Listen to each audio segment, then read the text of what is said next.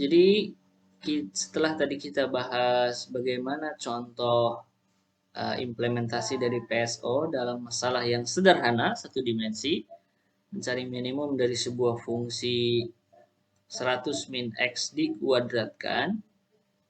Nah, sekarang kita akan coba implementasikan dengan menggunakan MATLAB ya. Atau kalian juga bisa run di Octave ya. Nah, di sini itu program ini saya ambil dari buku pengantar mata heuristik ya, implementasi dengan MATLAB, dan programnya ini ditulis oleh penulisnya yaitu Budi Santosa. Jadi di sini ada sebuah fungsi namanya simple PSO. Dia punya dua parameter yaitu n dan maxit, di mana n ini menunjukkan banyaknya partikel di sini. Kemudian maxit itu maksimum iterasinya. Kemudian nanti ada 3 nilai balik ya, ada xopt, ada fmin, dan juga ada it. Nah, kemudian isi dari fungsi ini kalau kita lihat di sini ada dim menunjukkan dimensinya. Nah, kita pakai contoh yang tadi ya. Jadi dimensinya adalah 1. Misalnya kita coba yang sederhana dulu. Kemudian ini adalah upper bound-nya, batas atasnya 90 misalnya. Sorry, ini kalau 90 batas bawah harusnya ya. Nah.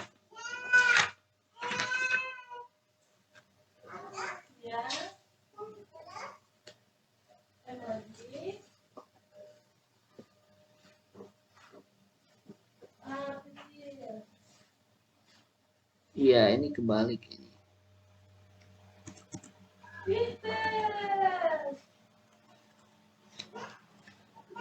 Atau angkanya aja ya yang diganti. Ini 120, ini 90 ya.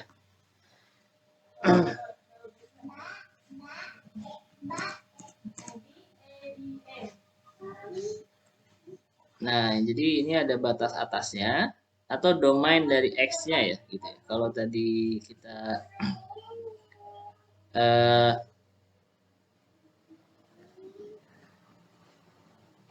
kita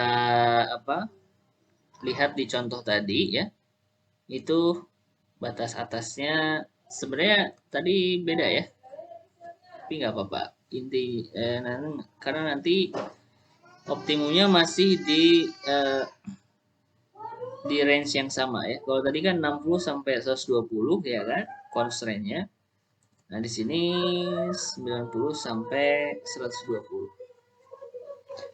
Nah, kemudian kita inisialisasi dulu swarm-nya pakai bilangan random. Ini inisialisasi posisinya. Kita bangkitkan bilangan acak sebanyak n,1 ya. Berarti ini vektor yang elemennya sebanyak n, banyaknya partikel, kali dengan selisih antara batas atas dengan batas bawah ditambah dengan batas bawah. Dan ini akan menghasilkan bilangan acak antara 90 sampai 120. Kemudian kecepatan awalnya juga dibangkitkan bilangan acak. Berarti ini nanti antara 0 sampai 1 ya. Oke, kalau tadi di contoh ini supaya mudah saja, kita inisialisasi dengan 0. Tapi kalau di program kita bisa inisialisasi dengan bilangan acak ya. Kemudian F ini nilai fungsi dari setiap partikelnya, kita inisialisasi dengan 0. Nah, kemudian ini nilai fungsinya bisa kita hitung. Dengan pengulangan ini sebanyak partikel, kita hitung nilai fungsi dari setiap partikelnya itu adalah dengan cara fungsi X ya. Jadi posisi dari setiap partikelnya dimasukin ke fungsi atau menghitung fx lah, dimana fungsi ini adalah sebuah fungsi lain ya, ini namanya fungsi punya satu inputan x dan Di sini 100 min X dikuadratkan ya. Oke, seperti yang tadi sudah kita simulasikan di PowerPoint. Oke, kemudian iterasinya mulai dari 1, kemudian personal base dari setiap partikelnya itu inisialnya adalah sesuai dengan posisinya, ya kan, karena belum ada informasi sebelumnya. Kemudian F base dari setiap partikel itu juga adalah nilai F dari nilai F ini ya, nilai F dari setiap partikel karena belum ada nilai sebelumnya. Kemudian kita cari minimum dari F ya, dari nilai fungsi setiap partikel. Nanti kita dapat min F, ini nilai minimum dari F-nya, dan IDK-nya dia adalah indeksnya. Indeks ini menunjukkan partikel keberapa yang mempunyai nilai paling minimumnya, mempunyai F yang minimumnya. Maka G-base-nya kita bisa definisikan dengan cara ini ya. Nilai X yang indeksnya itu ke IDK itulah yang mempunyai nilai X itu berarti posisi ya. Jadi G-base-nya itu adalah posisi dari partikel yang ke IDK. Di mana IDK itu adalah partikel yang mempunyai minimum F ya. Last base-nya kita inisiasi dengan 0 dan seterusnya. Kemudian ini ada pengulangan selama IT-nya yang tadi kita inisiasi dengan 1 kurang dari max it, maksimum iterasi, maka kita akan mengupdate ini nih, posisi dan kecepatan intinya ya. Kita bangkitkan dulu bilangan acaknya, R1 dan R2, ya kan? Seperti yang tadi sudah kita simulasikan. Kemudian untuk setiap partikel nih, dari 1 sampai N, kita update kecepatannya dulu, ya kan? Dimana kecepatan berikutnya itu dihitung dari kecepatan sebelumnya, ditambah R1 kali selisih antara personal base position dengan posisi partikelnya, kemudian ditambah R2 kali selisih antara global base dengan posisi partikelnya. Ya kan? Sama dengan yang tadi sudah kita simulasikan. Kemudian setelah kita update kecepatan, maka kita bisa update posisinya. Posisi yang baru itu adalah posisi yang lama ditambah dengan kecepatan yang baru yang sudah kita hitung tadi. Kemudian kita bisa hitung nilai fungsi untuk posisi yang barunya itu. Ya, untuk nanti kita gunakan di proses berikutnya. Nah, setelah kita update posisi dan juga kecepatannya, maka di sini kita tentukan personal base yang baru dengan G base yang baru, intinya itu ya, ada di baris 35 ini dan ada di baris ke 38. Cuman caranya emang agak lain. Coba lihat di sini. Change row ini nama variabel dan itu nilainya bergantung pada kondisi ini. Apakah F-nya kurang dari F base gitu ya.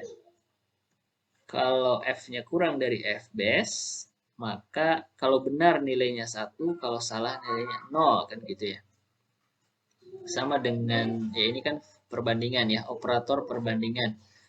Nilainya bisa 0 atau 1. Jadi kalau ini benar berarti 1, kalau salah berarti chain row-nya 0 ya. Nah, maka F base-nya itu dihitung dengan cara ini. Apakah F base-nya itu akan sama dengan F base yang baru? Oh sorry, ini yang lama ya. F base yang tadi kita inisialisasi dengan F sebelumnya atau F yang baru ini, gitu ya. Dan itu bergantung pada nilai dari change row ini. Kalau change row-nya 1, berarti kan ini 0 ya. Kalau 0 berarti kita nggak akan pakai yang F base ini, karena ini akan membuat dia 0 ya kan. Tapi berarti kita akan mengganti pakai F yang baru ya kan. Kalau change row-nya 1, ini kan 1 kali F ya kan. Karena kondisinya benar nih, kalau 1 itu kan berarti nilai F-nya lebih kecil dari F yang lama. Maka F base-nya akan diganti dengan F yang baru, ya kan?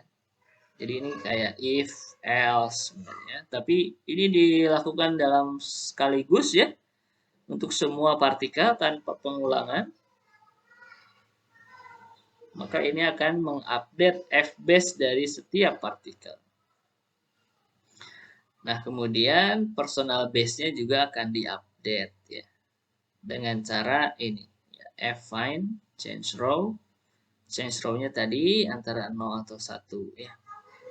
Maka nanti akan diambil nilai X-nya ya.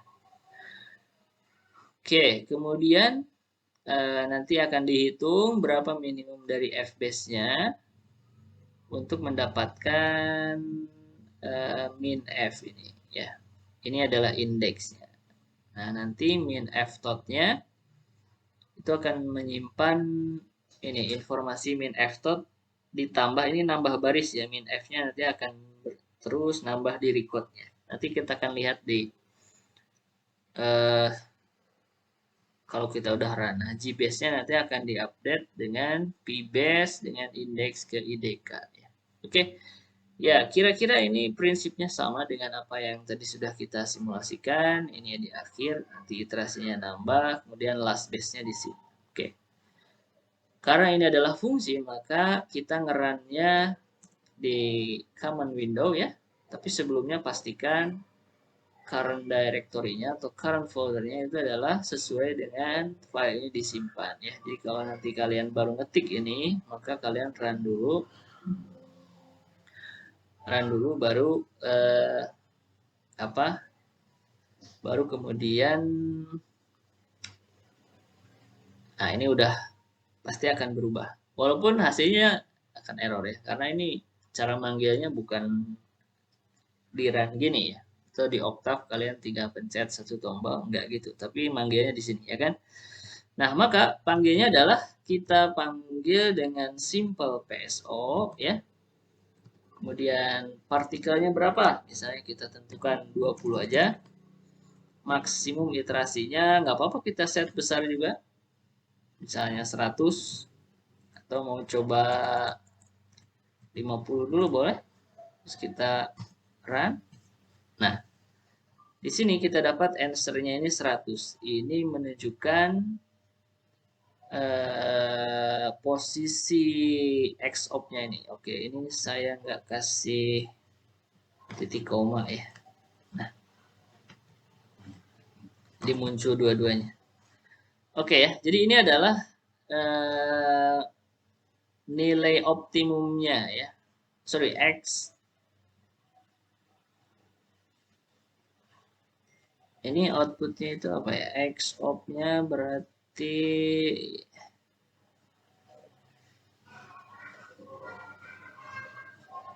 ya nilai